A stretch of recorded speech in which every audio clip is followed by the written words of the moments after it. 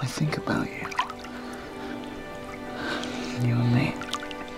Really? Okay. Dex. The problem is I fancy pretty much everyone. As sensitive and open-minded as I like to think I am towards all genres of film, I find myself behaving like most guys when it comes to the dreaded chick flick, especially if it's based on a best-selling novel or has a nebulous, nondescript name that could mean anything or nothing. So you can imagine why I'd be wary of One Day, a film based on an international bestseller that stars Anne Hathaway and Jim Sturgis as Emma and Dexter, British pals with possibilities whose friendship and romantic near misses are followed over 20 years by checking in with them every July 15th, starting with their college graduation.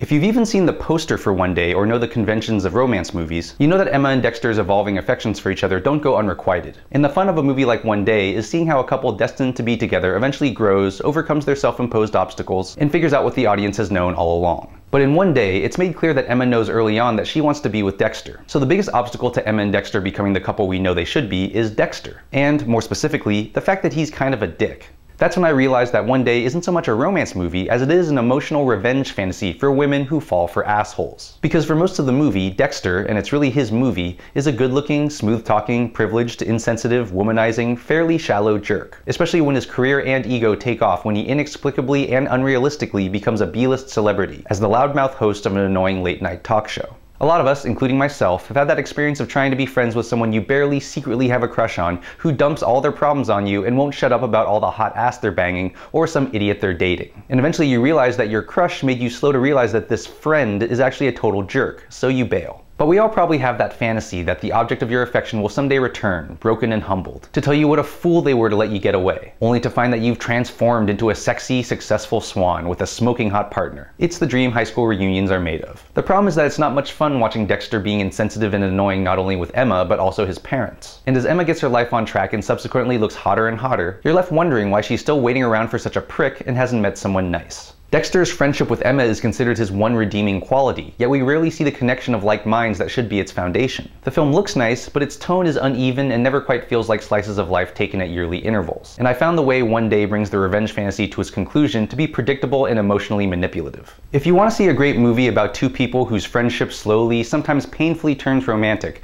1989's When Harry Met Sally is still the gold standard. One Day is shot well and has a few charming moments, but it mostly left me wanting, so I'm giving it a 4.2. I'm Jonathan Kim for What the Flick, and be sure to check out my new Netflix-based movie review and political show ReThink Reviews on the TYT Network.